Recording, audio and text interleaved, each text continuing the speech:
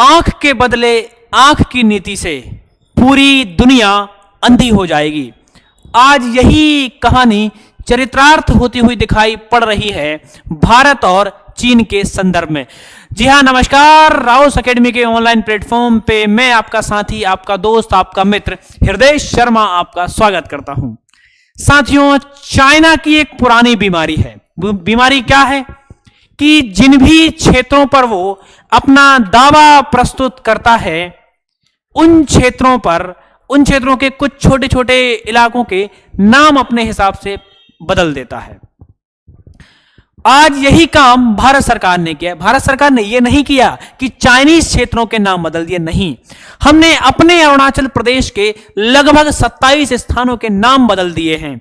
और यह उस समय हुआ है जब अगले महीने सितंबर में भारत में ब्रिक्स की बैठक होनी है। भारत ब्रिक्स की अध्यक्षता कर रहा है। उस समय यह खबर निकल के आई है, तो निश्चित रूप से इसका अपना महत्व है और इससे चाइना को एक संदेश जाएगा कि भैया भारत अपनी संप्रभुत्ता के साथ, अपनी सीमाओं के साथ किसी भी प्रकार का समझौता करने के पक्ष में नहीं है। तो खबर बनती है, चाइना को इंडिया का जवाब। अरुणाचल प्रदेश की 27 जगहों के ऑफिशियल मैप में इंडियन गवर्नमेंट ने अपने हिसाब से नामों में परिवर्तन किया है कि भैया ये हमारे क्षेत्र हैं, हम अपने हिसाब से इनमें परिवर्तन कर सकते हैं। कितने स्थानों के नाम बदले हैं? 27 स्थानों के इन्होंने नाम बदले हुए हैं। साथियों, 27 जगहों के नाम बदलने हैं। क्या नाम बदलने से जमीन बदल जाती है? बिल्कुल नहीं बदल जाती, पर उस पर संप्रभुत्ता, हमारा अधिकार दिखता है कि हम अपने हिसाब से कोई भी परिवर्तन उनमें कर सकते हैं।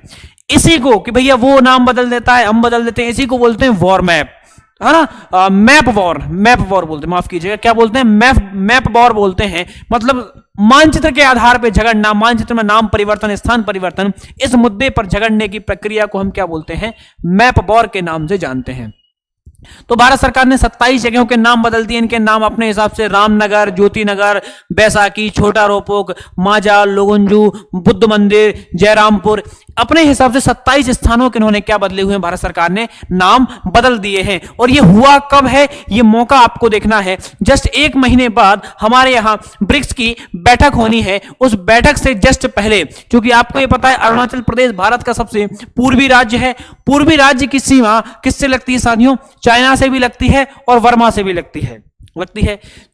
अरुणाचल प्रदेश को तिब्बत अपना मानता है, दक्षिणी तिब्बत का भाग बोलता है कि हमारा ये दक्षिणी तिब्बत है। भारत सरकार इसका खंडन करती है और भारत सरकार ने इस बार खंडन नहीं किया, एक कदम आगे बढ़ते हुए अपने हिसाब से अरुणाचल प्रदेश के नाम बदल दिए। बदलेंगे, हमारा अधिकार है, हमारा हक है, उस पर पूरा संप्रभुत्ता है हमारी।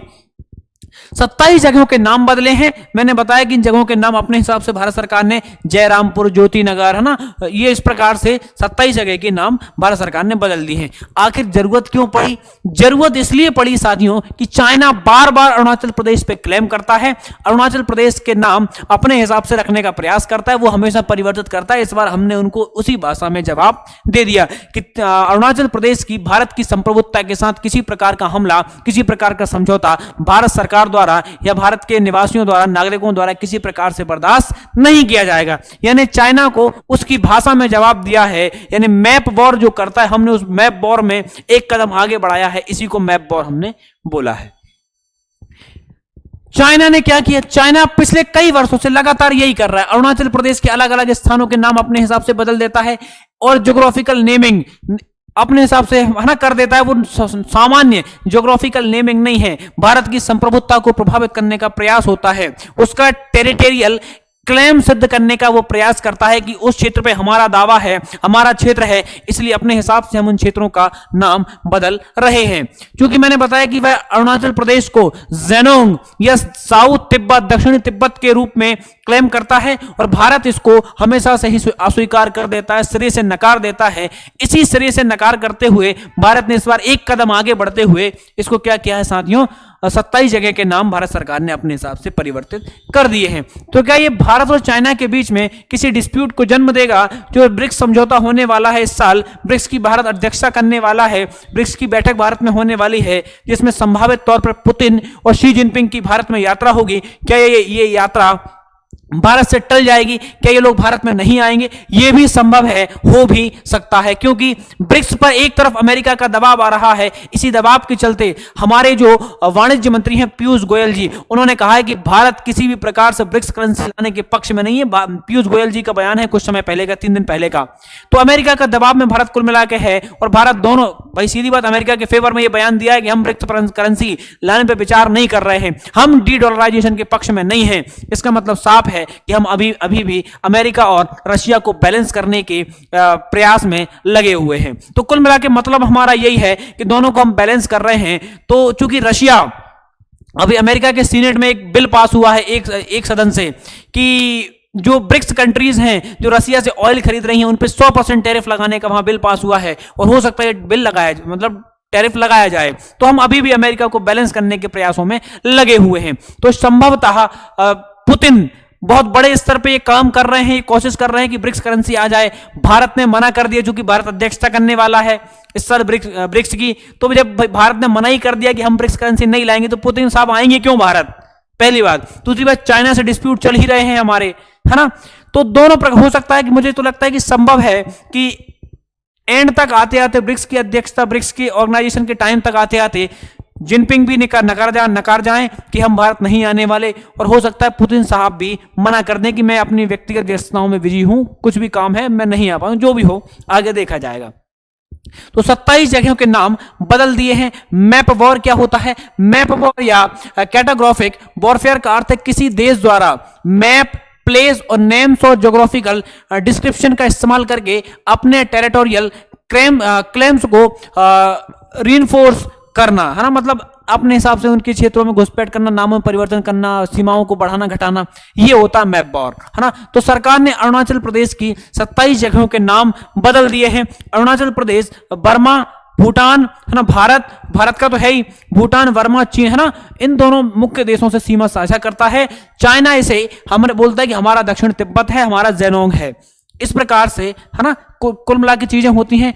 अरुणाचल प्रदेश चाइना के लिए महत्वपूर्ण क्यों है? अरुणाचल प्रदेश भारत के उत्तर पूर्व में स्थित है और इसकी लगभग 1129 किलोमीटर लंबी इंटरनेशनल बाउंड्री चाइना के साथ। एक्चुअली हमारी बाउंड्री चाइना के साथ है ही नहीं है, हमारी तिब्बत के साथ है। भाई भारत सरकार को यही कहना चाहिए कि भैया तुम हमारे साथ विवाद क्यों रख रहे हो? हमारी बॉर्डर आपसे तो लगती नहीं है, हमारी तिब्बत से लगती है।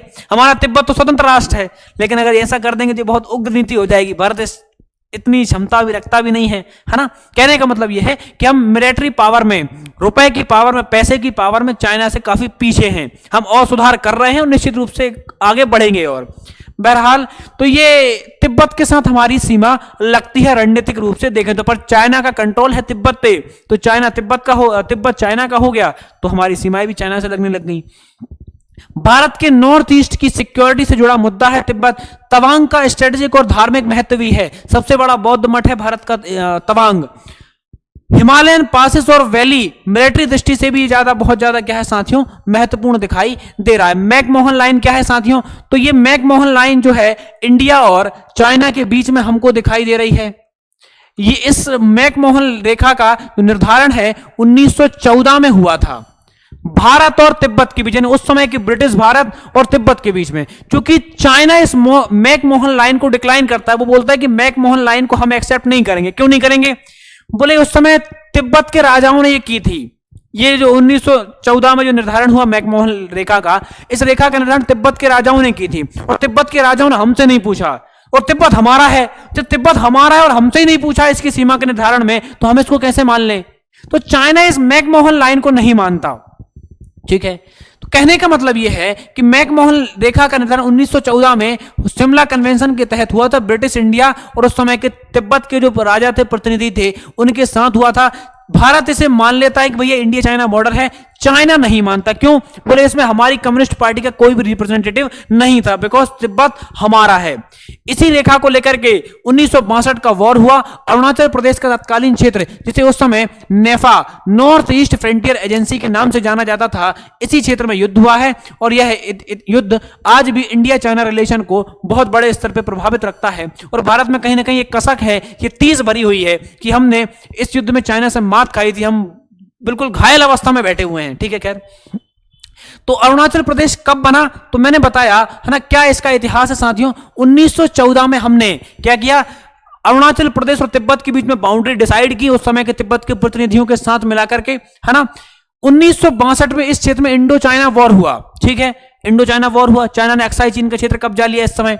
ये जो अक्साई चीन वाला ये क्षेत्र, ये हमारा भारत अधिकृत कश्मीर है, जो हमारा कश्मीर है, ये पाकिस्तान का कश्मीर है ना, जिसे पाकिस्तान आजाद कश्मीर कहता है। ये रेड वाला वो कश्मीर है जिस पर चाइना का कब्जा है ना। अक्साई चीन 1962 में ले लिया। ये हमारा अरुणाचल प्रदेश राज्य है। चाइना कहता है ये अरुणाचल प्रदेश भी हमारा है, तुम्हारे पापा के दहेज में आया था, ये तुम्हारा है। 1962 का इंडिया चाइना वॉर हुआ, हम हार गए, चाइना ने अक्साई चीन पे कब्जा कर लिया। इसी समय पे अक्साई चीन, ये इस पे चाइना का कब्जा हो गया अक्साई चीन पे, है ना। इसके बाद 1972 में जो नेफा था, नेफा नॉर्थ ईस्ट फ्रंटियर एजेंसी, इसका हमने क्या कर दिया साथियों, नाम बदल के अरुणाचल प्रदेश कर दिया। तो नेफा का नाम बदल के 1962 में हमने क्या कर दिया साथियों, नेफा का नाम बदल के 1972 में हमने अरुणाचल प्रदेश कर दिया। लेकिन अरुणाचल प्रदेश इस समय यूटी है, स्टेट नहीं है। 1987 में हमने अरुणाचल प्रदेश को स्टेट का दर्जा दे दिया आर्टिकल 3 के तहत। और आज इंडिया चाइना बॉर्डर डिस्प्यूट में अरुणाचल प्रदेश प्रमुख क्षेत्र है। चाइना कहता है हमारा है, ठीक है ना, कोई सवाल ही नहीं है, हमारा है, तुम्हारा कहां से आ गया। चाइना का दावा क्या है, चाइना इसे अरुणाचल प्रदेश पर अपना दावा करता है, उसे दक्षिणी तिब्बत या दक्षिणी तिब्बत, साउदर्न तिब्बत या जेरोंग के नाम से जानता है, ठीक है। भारत इसको पूरी तरीके से इस मुद्दे का खंडन कर देता है।